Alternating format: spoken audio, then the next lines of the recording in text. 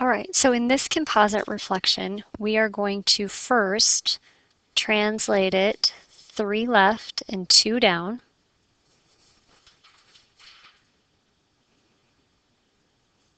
So that'll be x minus 3, y minus 2. Then we're going to reflect over the y-axis. Opposite x, leave the y alone. So when we go to our coordinates and I have g is at 2, 5, then g prime is going to go to minus 1, 3, and g double prime will be at 1, 3. T is at 5, 4.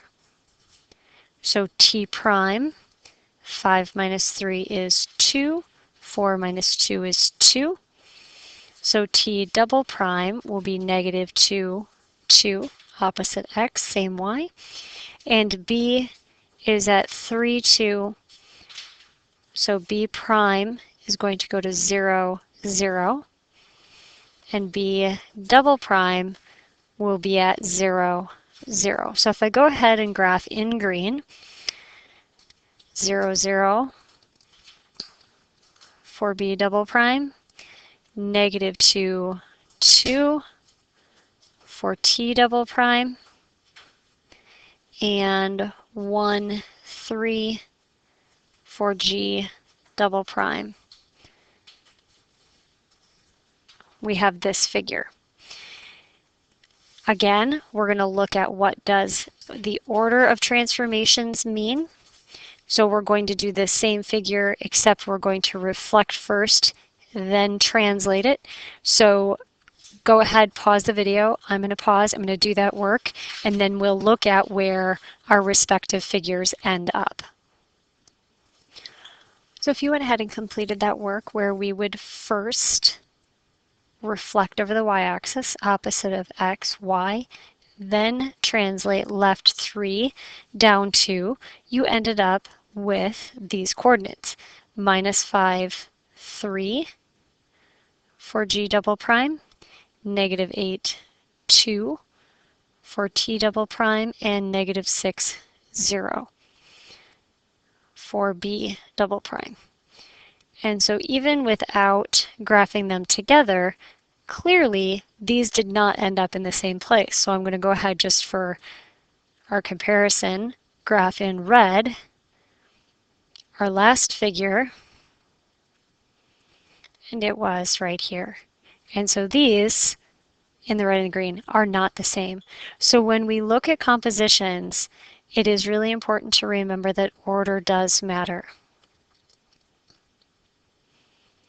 There are a random handful that the order doesn't matter, but as a general rule, you always have to respect the order of transformations when you are doing composites. So, correct answer is yes, order matters. So always be careful. Couple of theorems that help us know some interesting things. So a composite of reflections across 2 parallel lines. So we're going to do 2 reflections over 2 parallel lines. Really is the same as a translation, a slide. So if you think about, you start with the figure here, you reflect it once, you reflect it again. It's going to be the same thing as just sliding it down. If I would go across 3 parallel lines, flip, flip, flip, we end up with a reflection. Okay, the final image will be a reflecting across a single line. So sometimes these composites can be expressed as a single transformation.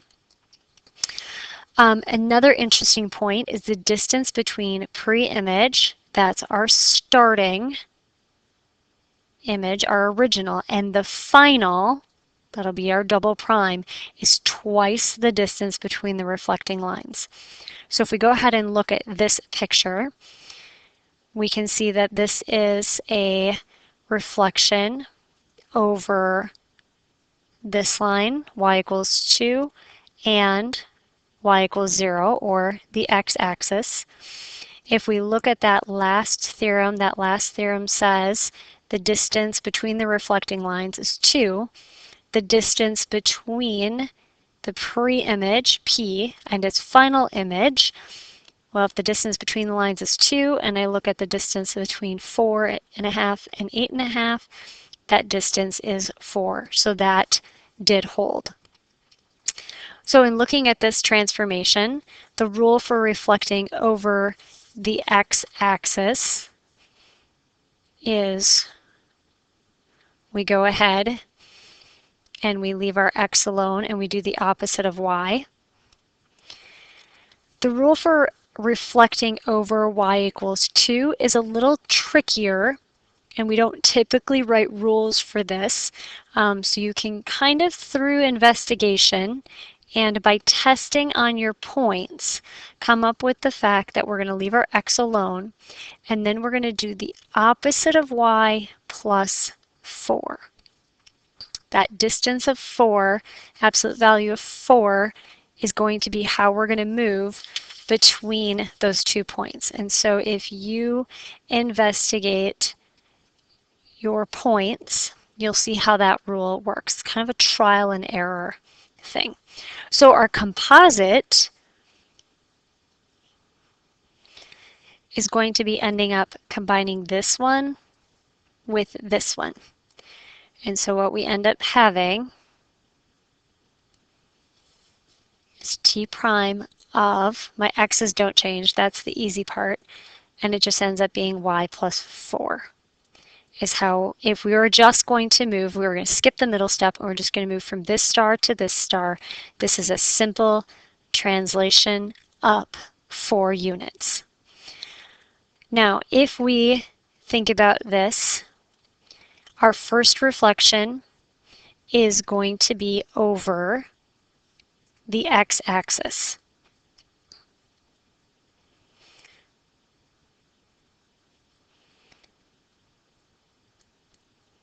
And then we take that one over the x-axis and we reflect it over y equals 2 to make that figure. And so when you're looking for the rule and how to make the rule for y equals 2, you want to think about between this and this. And you will need to investigate some other points to test your rule to make sure it works. And the key is to look at what the absolute value difference is between the points and then craftily use that opposite sign. Just takes a little trial and error.